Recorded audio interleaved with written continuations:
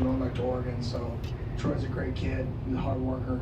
Like, it's awesome to watch those two guys get to play a children's game professionally together. That's pretty cool. Bob? Hey Kenny, wanted to touch on something you mentioned in the past about the new practice facility looking at the 16th with waste management. Could you dive into what that picture looks like in your head? Yeah, I'm gonna leave some of that for the athletic department and let them kind of take the reins there and roll with it. Doug, go ahead. Doug Franz from the Plug Podcast. Will you get real into the minutia of why your run game was successful? Was it hand placement? Was it attitude? Was it scheme? Like, what did you do well on tape? I think we simplified, and then we moved people. They were twitchier bunch, not as big, so it was all about making sure we were on the right people. Sometimes when you face bigger bunches, it's about how do you get 4 hands or 3 hands on people. When you face twitchier guys that move, it's how do you make sure there's 2 hands on every single person. So I think the staff had a good plan, and I think the players executed the plan. They knew what was coming, and we got 2 hands on a person, and we took them where they wanted to go. So I think every game's a little bit different with how you run the football. This team's completely different. It seems big, strong dudes playing odd 4 eyes. One of the things that Coach Rand has done forever is he's been so good at small changes to his scheme. So play a 3 versus a 4-eye, a guy head up versus a tight shade, right? So I think the things that he does defensively, that isn't big changes in scheme. He just makes small changes that make it really difficult to game plan for. So I think we're gonna put together a good plan. Greg? Coach, do you pay any attention at all to the rankings? You guys are, I think, number 26 in the coaches poll, and you got a bunch of votes in the AP poll that didn't make the top 25. Do you pay much attention to that? No. And why not? I don't care. There's teams that are picked the 103rd that are some of the top 25 teams in the country this year, and some teams that are some of the top picked in the top 25 that are one of the bottom 130 as well. So, you got to worry about that a little bit at the end of the season. But when they're picking where you go play and stuff like that after the final game, but you can't control it. Why should we worry about something we can't control? And what have you seen in the last 3 weeks that really gives you optimism that this team could win a couple games?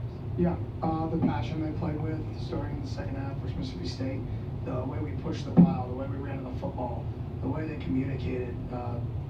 They came back the next week and they went straight back to work. There was no blinking, there was no flinching. It was just, let's get better again. Same thing I said after that Mississippi State game was I felt like we kind of found ourselves in that second half.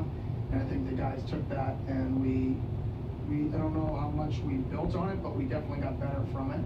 Now we got to continue to build from that, right? Because you can't stay the same. We can't go out there and run the exact same plan this week. We can't go out there and do the exact same thing this week. Those guys get paid to coach. Those players get, they prepare to play us. We got to show them something different. We got to do something different, and we got to be ready for a whole different type of team, whole different skill set. Hey, Coach Luke Levner, Sun Devil source. After the Texas State game, Sam talked about how it was important, kind of, that they had lost that game against Mississippi State, so that they approached that week with a certain tenacity that translated on the field Saturday. Coming off a comfortable win, how do you feel on that? Yeah, it's the same. I'll say this from now till forever. Great. The emotions of Saturday are exciting. They're fun. You come in Sunday. What can I get better at? What can we get better at? We watch a cut up with the offensive staff. These are things we want to improve on. Defensive staff want to improve on. Watch the cut up with the special teams coaches. What do we improve on? We then come in today. We meet with the players. This is what we need to improve on, right? And from now till forever, that's the formula. That's the message. It doesn't matter if you win or lose. When we meet on Monday morning, it is time to move on. It's time to get better and flush it. Mike, over here. Coach Michael Carrasino, Pitchfork Lunch. Speaking of defense, how do you feel the secondaries has grown? I know during the game, Heath forced a fumble and Miles recovered it, and Boogie Wilson coming in. But how has their growth just helped the defense? Yeah, they've done an awesome job. Savvy football players. I think we got a lot of savvy guys out there. If they were they are in a video game, I guess, but the play recognition would be high, right? If they were, which I don't even know if they are, but they should be. We've got a lot of guys with high play recognition, high IQ. And I think that just translates to usually it's getting better throughout the season. So I think all those guys, how much football they've played, they've learned from those snaps, and they get better every single game. And that's always the mission. Adam in the middle. Hey, Coach, Adam Stephen Bronco here. It's the first chance for you guys to see Sawyer Robertson in your time here. Just what types of challenges does he present to you? Yeah, I actually recruited him out of high school, didn't get him, went to Mississippi State, and you know, he's a heck of a player. He's accurate, he's tall, big, so he can see over the line, make throws over the middle of the field really well, which is obviously a strength of a taller quarterback. Super intelligent, better athlete than people give him credit for. Like, he's a big dude. I wouldn't saw him throw live out of practice back in high school. So really good player. He's had a lot of success the last 2 years there. So it's going to be a good challenge for us. Quick follow-up. Sam is such a competitor. Do you find him to kind of get up for these games against these talented quarterbacks and confidence? Yeah, I mean, he's going to compete versus everything. He doesn't like to fail. So he wants to be the very best he can be every single game. You know, sometimes you just got to take a deep breath and realize you can play college football at an awesome place, and you're living out your dream. And I think he did that this week. Damon up front. Hey, Kenny, Damon Allred, Arizona Sports. The 24-yard run by Jackson was the longest play you guys allowed versus Texas State. What do you make of how you guys prevented explosives after that was such an area of emphasis? Yeah, that was what I think you just said. That was the area of emphasis. And we made it very clear that we played really, really good defense week 2. Take away 3 plays. Man, but that's what makes football different than other sports. 1 play in football can be worth 7 points. Right? No other sport is it that valuable in 1 play. Usually you have to, you know, you hit 6 baskets. You have to hit 3 baskets. 1 play in football, 7 points. And if you do 5 of your 75 plays are off, 35 points. Just like that. I think that's what makes football the ultimate team sport. You have to communicate, you have to play hard. It's because you're going to make those mistakes, but are those mistakes that lead to touchdowns, or they lead to 17-yard gains because everybody's flying to the football, right? So I think it was just the emphasis on it, and I think the guys, you know, took it to heart. And then quick follow-up. The defense is 2 sacks and 11 tackles for loss ahead of last year's non-conference pace. What do you make of just how that unit is looking going into the Baylor matchup? Yeah, I've been really pleased with our D-line in the 4-man rush game, getting after the quarterback. Our linebackers in the re-contain game, you know, versus 7-man pros, we've been adding pretty well. You know, we've gotten a couple sacks just in the re-contain world as well. So I've just been pleased with the games are what they're supposed to look like up front. The straight rushes and the mighty rushes are what they're supposed to look like. We're containing the quarterback. So I've just been pleased with that unit as a whole. Chris. Okay, here's some of the hallmarks of Aranda's defensive style and the personality that stand out to you. Yeah, big dudes up front. You know, he wants big dudes up front. He wants to be able to bring pressure from all over. They're called simulated pressures. You know, he wants to be able to act like he's rushing 5, act like he's rushing 6, and only rush 4 because he drops out an end or drops out a defensive tackle, right? So everything is to simulate pressure without bringing it to confuse the quarterback.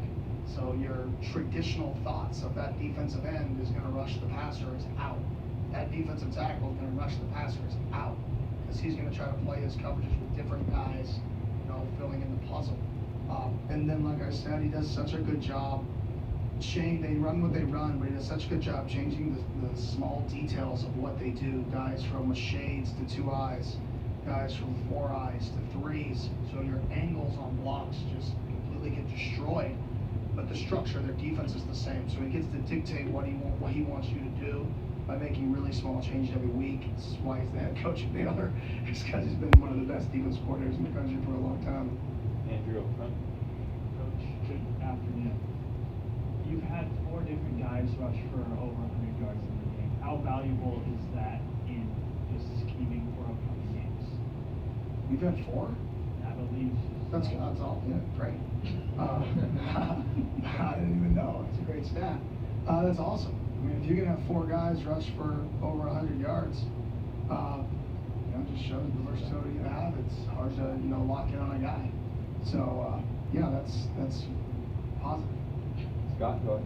Ken, you referenced Sam taking that deep breath against Texas State just during college football. Do you think he maybe was placing a little bit too much start the season.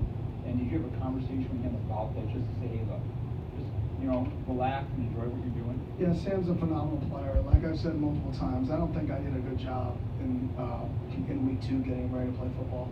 I think he did a really good job this week preparing, and I think that showed up on tape. He was comfortable, he was prepared, and he played really well. So, like I said earlier, last week, I think that second week was on me. I don't think I did a good job preparing the quarterback. I think he kind of prepared really well this week. He had a really good week of practice, and I think he played really well. Right, right. Hey, Coach Ryan Myers, Devil's Digest. You guys had 7 receptions from tight ends this last week, and seeing Shimani get a lot of touches this time around, what do you make of the tight end group's impact you guys on offense? Yeah, obviously very similar to what I said last week. We've always had a plan to get the tight ends the ball, but if you don't get first downs, you don't ever have enough plays to get them the ball. So I think we finally got enough plays so where we could actually get other guys the ball and get into a little bit of a rhythm on offense. And when you get into a rhythm, when other guys are touching the ball, you're moving the ball around, it's harder to stop the primary plays because you get to run all your compliments, right? Because everybody has a plan of attack going into a game, and then you have all your stuff off of it. Well, if you can't run your stuff off of it because you don't have enough plays, your primary attack is worse because you're not protecting it, right? And you can't just call your protection plays on 2nd and 9 and get to 3rd and 11 sometimes, or 3rd and 9 or 3rd and 7. Those can be poorly efficient 3rd downs. So I think we finally were in manageable 3rd downs, manageable 4th downs, which allowed us to convert, which allowed us to run more plays, which allowed more guys to touch the ball and actually show the system where the game plan worked. Coach, you talked about how pleased you were with your defensive production these past few weeks. And someone that I've noticed on nearly every single play is Keyshawn Elliott. Can you kind of talk about the impact he has on the unit on a day-to-day basis? Yeah, he's just steady Eddie, man. Like every single day he shows up and you know what you're gonna get from Keyshawn. He's gonna work hard, he's gonna be one of the first people in the building, he's gonna eat right, he's gonna stretch. Like he's gonna truly treat this like he's a professional. Like he so consistent in his work, he's intelligent, he's instinctful. So you just get a guy that you can absolutely trust.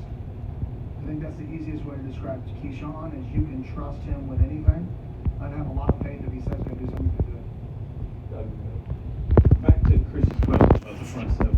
How are you normally coaching this up? Is Ben full on calling out protection schemes? Is that Sam? Do you call a play, and if it's 3 tech, block it this way, change it if it's 4-eye, or do you change the play? How do you coach this I don't up? want to get too much into how we change things and stuff like that, just because I know Powell will watch this, and he's a good football coach, and he'll try to get us, but we try to do it multiple ways. I think any good system has to be able to have the center and the quarterback change pros, in conjunction with each other, or not change pros, or fake change pros.